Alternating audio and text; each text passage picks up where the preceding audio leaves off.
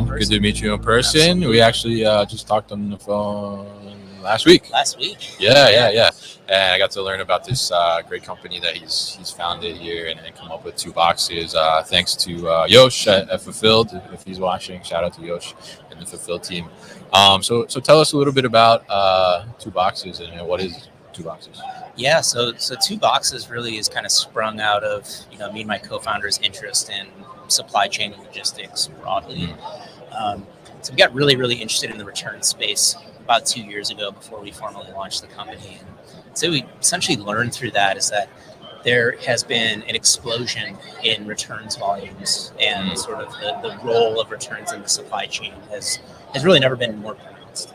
And at the same time, there's been a lot of really great technological innovation on most of the front end of the return process. So what a lot of folks will term as returns initiation. So I'd say that the sort of leaders in this space are companies like Loop Returns, Happy Returns, Returnly, right. Narvar, right? And then there's a proliferation of warehouse management systems out there that, for all intents and purposes are great pieces of software that are entirely optimized for sort of pallet of goods in, parcel of shipments out, right? How do I really optimize the forward aspect of logistics, which is key for third-party logistics providers that are operating in the fulfillment space, right?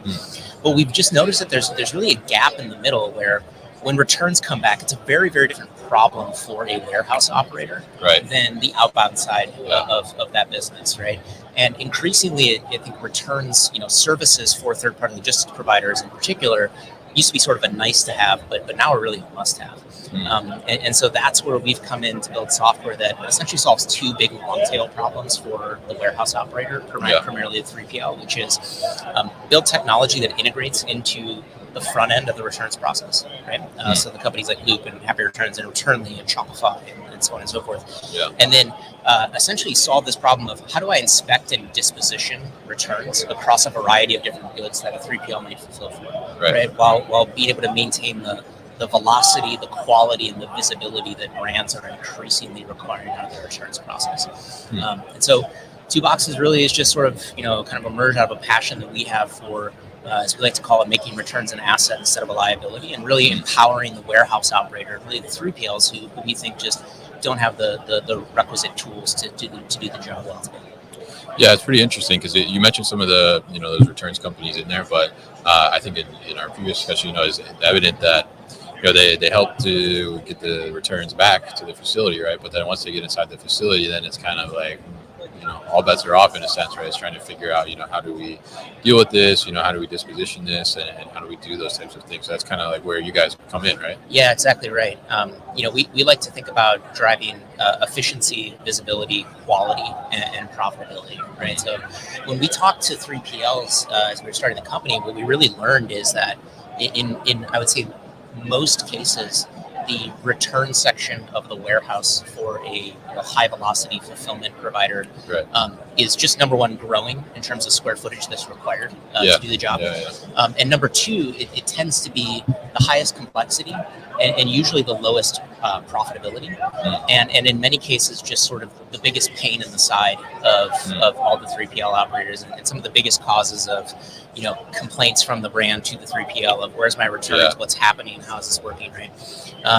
And so that's really where we've come in to build technology that enables 2 boxes to serve as the system of record for return processing in the warehouse. So think every return for every brand can be received, prioritized, inspected through one system.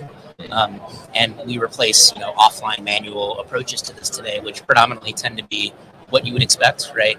PDF instruction manuals from 50 different brands about how do you inspect and disposition of returns. And then thick binder. And then a lot of Google Sheets and a lot of sort of Slack channels and things like that. And so that's where we've been kind of attacking that problem for the operator. Yeah, I mean, I think it's such an interesting thing because I've managed a returns department before, and I will say, and probably people out there will agree that returns is not fun. It's an ugly mess, typically, depending on how you manage it. So, being able to bring in that different kind of detailed level of being able to easily find those SOPs like you're mentioning, and being able to go through that and have someone also, that's an employee, easily understand, especially if you're a 3PL and you have multiple brands like returning, and you're trying to figure out, do we do this one this way, or do we do this one this way? And it takes all that kind of guessing out of it, and it takes the lost paperwork out of it too, and all those different things. So it's really interesting to take that piece and give it that attention, which I think is much deserved. It's not the sexiest thing about the warehouse, right, that people will want to talk about, but I think being able to streamline that better is just better overall for not just the 3PL who needs to do the work, but then also for the brand being able to now see that inventory again even quicker, and especially in apparel industry where the returns are so high. You want to be able, especially if it's seasonal, be able to get that inventory back and available if you can fulfill against that inventory. So really interesting stuff. I mean, tell us a little bit too.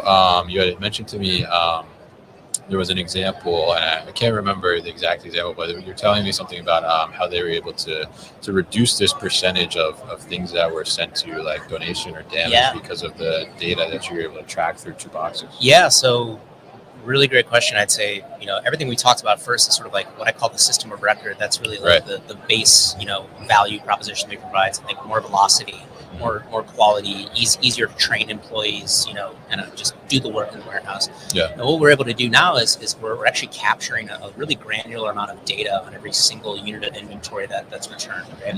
Because of the integrations that we actually have that full line of sight from Kevin initiating a return from his home to, receipt, inspection, disposition in the warehouse. We know which associate inspected it, what they say about it, why, if it ends up in the donation bin, what was the root cause of that. Right? Now that's all in a sort of scalable and ingestible and usable format where, we've been able to identify things like a brand that onboarded into 2 boxes via their 3PL about a quarter ago. Essentially, we noticed that they have one of the lowest return to stock rates across our whole portfolio of brands, and that one of the main drivers was that they would have actually deodorant marks and light stains on apparel when it came back, and that was the SOP as stated was put that stuff in the donation bin.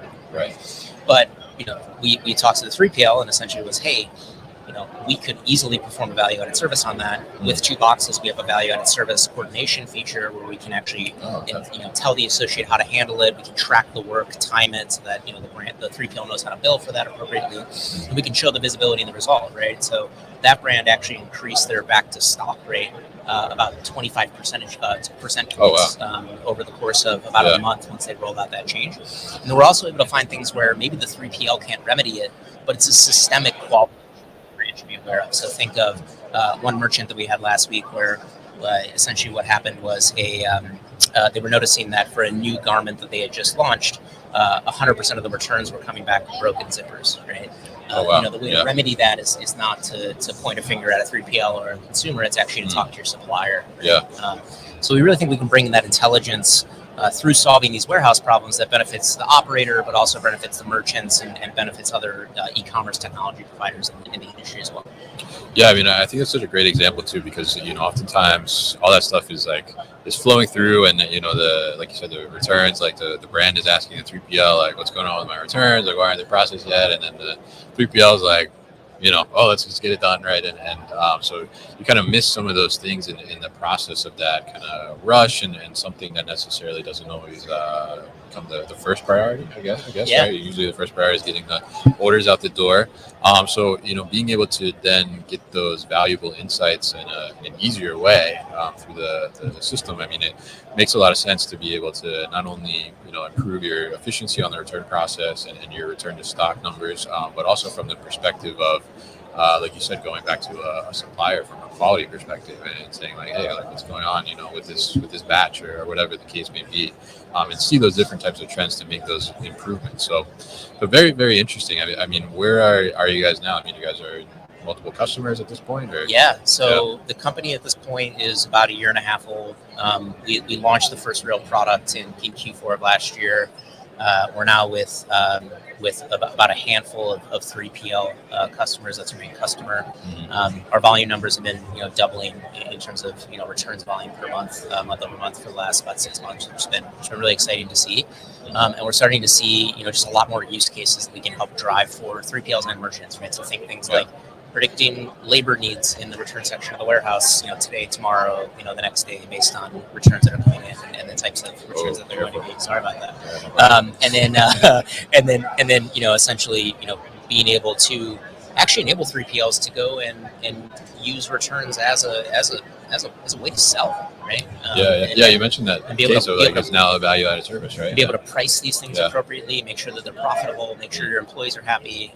So I'd say, we're still, really just kind of getting out of the gates here, but really excited about the momentum we have, building a great team. Now about a team of 10. We've attracted a solid amount of venture funding, and so just feel really great about where we're at and how we can still help start really serving the warehouse operators in the world.